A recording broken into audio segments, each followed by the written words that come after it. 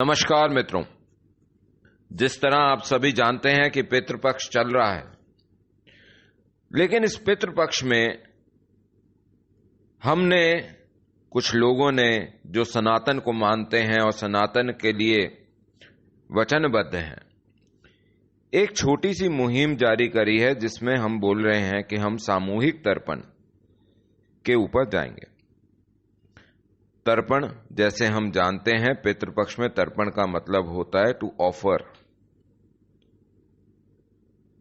और किसको ऑफर करते हैं? पितरों को। पितृ कौन? वो जो हमारे पूर्वज हैं, आर एंसेस्टर्स। लेकिन इसको थोड़ा सा वाइडर स्कोप में, थोड़ा सा फैला के देखना चाहिए। हमारे पितृ कौन? वो जिनसे हमारी उत्पत्ति हुई है, या वो जिनसे हमारी उत्पत्ति हुई है और हम उन्हें किसी रूप में देखते हैं, किसी फोटो में देखते हैं। ध्यान दीजिएगा इस बात को। वो जिनसे हमारी उत्पत्ति हुई है, या वो जिनका हमको आभास है, जिनको हम फोटो में देखते हैं, वो लोग। देखिए, पितृ जो हैं, उनका रिलेशन हमारे तीन चीजों से है। एक पास्ट से, एक डीएनए से और एक लीनेज से। सो पास्ट, डीएनए एंड लीनेज। तो हम जब जनरली बात करते हैं पितरों की और बात करते हैं इस विषय की कि तर्पण करना है, तो हमारे दिमाग में क्या आता है? दादा दादी, माता पिता, नाना नानी, परदादा परदादी, कोई भाई बंद, कोई और रिश्तेदार, ऐसे जिनको हम जानते हैं, जिनका हमसे व्यक्तिगत संवाद हुआ हो, या किसी तरीके से हम उनकी फोटोएं देखते हैं, हमने उनकी बातें सुनी हो, ऐसे लोगों की। लेकिन आज जो हम बात कर रहे हैं उसको थोड़ा सा आपको ध्यान से समझना पड़ेगा। समझना यह पड़ेगा कि पास्ट, डीएनए और लीनेज, ये तीन मैंने क्यों बोले? इसलिए बोले कि हमारा past, what are we talking in our past? The past that has happened, which is knowledge based, event based, which is time and scope based. क्या वो भूत काल हमारा जिसमें कोई गतिविधि, कोई ज्ञान, कोई और उस तरीके का चीज ये हो। दूसरा आता है डीएनए बेस्ड, जो हमारा डीएनए है, या हमारे जिसे गोत्र बोलते हैं, वो है। तो दूसरे हमारे पितृ जो हैं वो उससे आते हैं। और तीसरा जो है वो लीनेज से आता है। वो पितृ जिनको हम पहचानते नहीं, जिनको हम देख नहीं पाए, जो इतने आगे हैं भूत में, जिनको हमने सिर्फ शायद कहीं सुना होगा, कुछ वेग सी नॉलेज, कनेक्टिविटी होगी। देखिए, जब हम अपने पितरों का तर्पण करते हैं तो हम तीन चीजों के ऊपर ध्यान देंगे। एक, हमारा शरीर, दूसरा हमारी आत्मा, और तीसरा हमारा मन। आत्मा परमपिता परमेश्वर, जिसको हम परमात्मा बोलते हैं, उसका एक भाग है, उसका एक अणु है। और परमपिता परमेश्वर आत्माओं में परम है, इसलिए वो हमारी आत्मा है। वो that is the life force. The life force is about the eternal energy, the divine energy. So ये हमारा आत्मिक तर्पण करने का विषय है। आत्मिक तर्पण उस आत्मा का, जीवात्मा का, जो हमारे प्राण आत्मा जो हमारे अंदर आती है और बाहर जाती है, उसका। और उसके साथ साथ फिर शुरू होता है शारीरिक और मानसिक तर्पण। जब हम शारीरिक तर्पण की बात करते हैं तो परमात्मा के बाद आए देवता। ये सारे के सारे देवता जो हैं ये भी हमारे पितृ हैं, क्योंकि उन्हीं से आगे देव ऋषियों की उत्पत्ति होती है। और जब देव ऋषि होते हैं तो उनसे बाद अगला स्टेप जो आया वो आया सप्त ऋषि का। क्योंकि आपको पता है कि हमारे 7 गोत्र हैं सनातन के अनुसार। उन 7 गोत्रों में ये सारे के सारे सप्त ऋषि हैं। सप्त ऋषि के बाद अन्य ऋषि आए और उन ऋषियों से आगे वंशावली चली। तो ये सारे जो चेन है ये भी हमारी पितरों की एक लीनेज है, एक लाइन है। और ये हमारा सिस्टमैटिक, एक जिसे बोलना चाहिए हमारी एग्जिस्टेंस की चेन है। And that is why more often than not we say that we are Sanatanis, because it is an internal eternal lineage which carries on and on and on.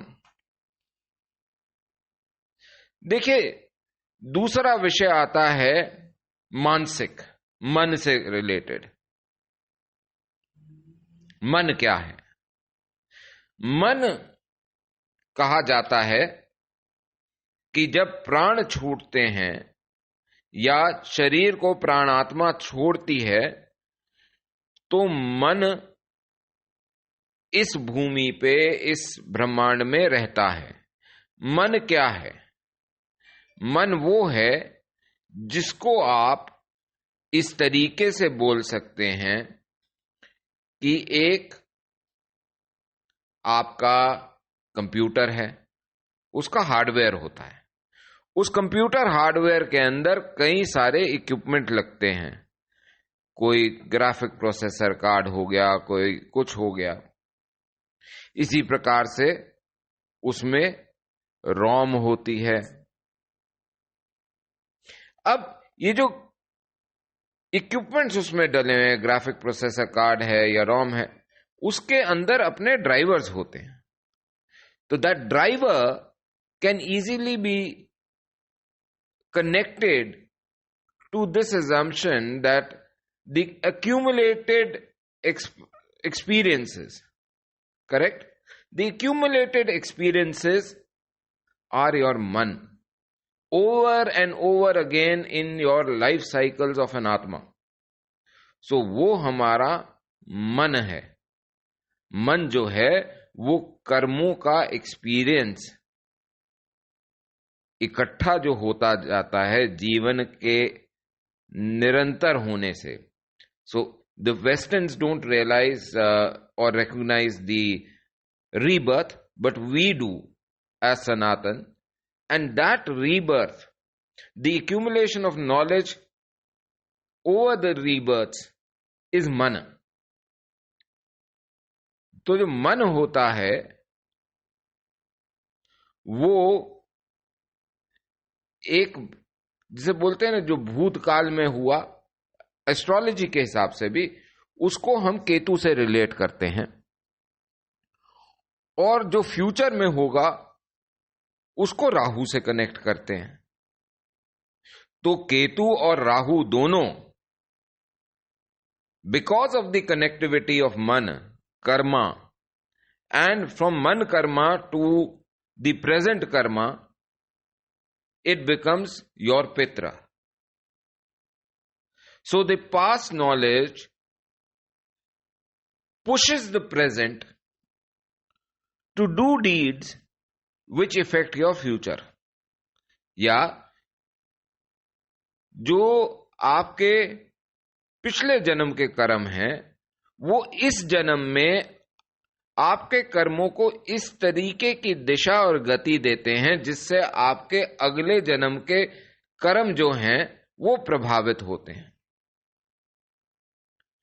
और उसी से आपको ज्ञान होगा कि कई बारी बात करी जाती है कि फ्यूचर के साथ शनि को भी जोड़ा जाता है, तो शनि भी हमारा पितृ हुआ। और क्योंकि ये नॉलेज बेस है, इसलिए हमारे शास्त्रों में, हमारे एस्ट्रोलॉजी में ये कहा गया कि गुरु, जुपिटर और शुक्र दोनों गुरु रूपी हैं, तो ये भी परम गुरु हैं दोनों, तो इसलिए ये भी हमारे पितृ हुए। So they are knowledge pitras to us, because generally दी एक लिया जाता है कि सूर्य जो है, sun is the connectivity to the atma, the living force. So जो सूर्य है वो हमारा आत्मा से जुड़ा हुआ है, और चंद्र जो है that is connected to our मन। आपने अंग्रेजी का एक लफ्ज सुना होगा, ल्यूनेटिक। क्यों बोला जाता है? क्योंकि चंद्र की पोजीशन हमारे मन से जुड़ी होती है। लूनर टिक, ल्यूनेटिक। तो ये भाव जो है, इससे आपको यह भी सिद्ध होता है कि सूर्य और चंद्र दोनों आपके पितृ हैं। अब बात आती है ज्ञान की। तो जब गुरु से हमको ज्ञान मिला, तो ज्ञान और किससे आता है? ज्ञान आता है learning through the interaction of body. ये जो शरीर है, ये जिस तरीके से करता जाता है, बात करता रहता है, एहसास लेता है, टेस्ट लेता है, फील लेता है, उससे भी आपको ज्ञान आता है। तो वो जो लर्निंग के लिए हमारी एस्ट्रोलॉजी में जो कनेक्टिविटी है, वो है प्लैनेट मर्क्यूरी से। तो वो मर्क्यूरी भी हमारा पितृ बना। तो what I am trying to tell you is, through Sanatana, how simply you can understand what is your pitras, how are you connected to the universal being. और वहीं शरीर की जब बात करें, तो हमको पता है कि शरीर जो है वो 5 तत्वों से, 5 महाभूतों से बना है। तो उसके अंदर आकाश, वायु, अग्नि, सब का सम्मिलित होके ये 5 तत्वों से शरीर बनता है, और वो 5 तत्व जो हैं वो भी हमारे पितृ हुए। So one needs to now further understand कि ये जो हम तर्पण करते हैं, इसको क्यों करना चाहिए, क्या वजह है। और मैं कोई शास्त्रों का शास्त्रार्थ करूं, मैं वो नहीं कर रहा। मैं बहुत सिंपल लेमैन लैंग्वेज में जितनी अपनी को समझ है उतनी समझा रहा हूं। तर्पण करने के समय 2 चीजों का बहुत आवश्यकता है, एक रिस्पेक्ट और दूसरा संकल्प। अब मैं ये क्यों बोल रहा हूं कि रिस्पेक्ट और संकल्प? संकल्प का मतलब यह है that your commitment towards the cause should be greater than everything else around you. When you do the संकल्प, आप जब संकल्प करते हैं तो आपकी उसमें निष्ठा होनी चाहिए, आपका उसमें एक जुड़ाव होना चाहिए, आपकी कमिटमेंट होनी चाहिए उसकी तरफ। तो जब आप तर्पण करें अपने पितरों का, तो you must call them gracefully. आप किसी को भी घर बुलाते हैं, बड़े इज्जत से आप अगर किसी को घर में बुलाते हैं, तभी तो अतिथि देवो भव। तो आप उन्हें इज्जत से बुलाएं।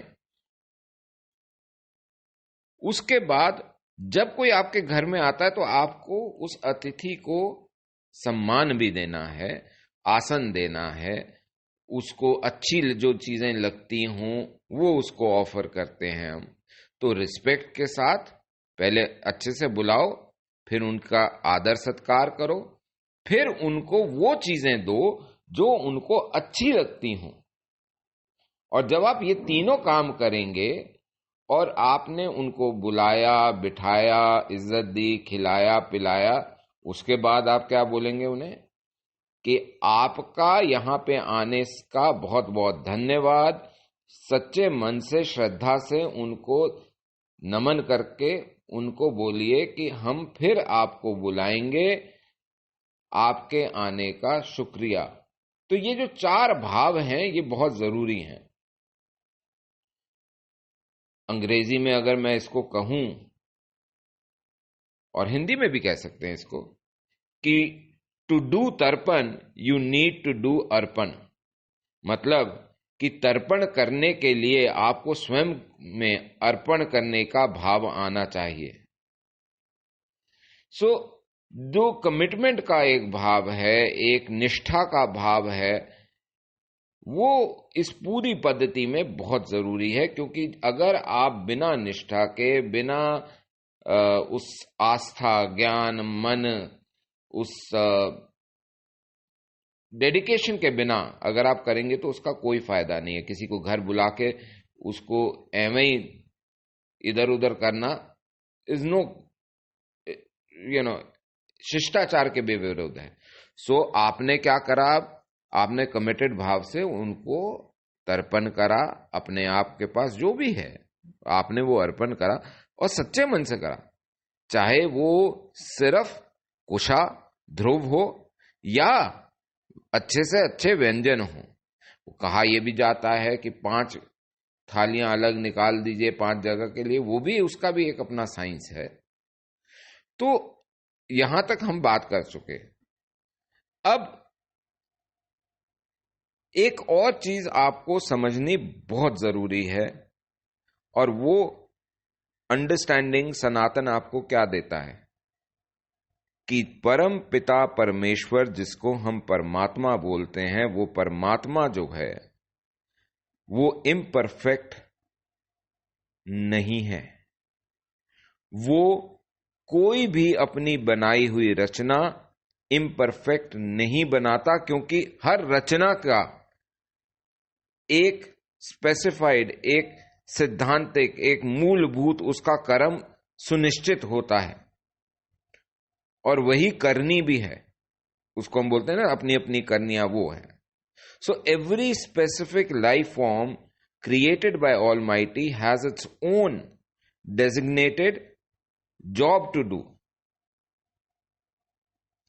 And the reason to do these tarpans are, पितरों को याद करने का वजह क्या है?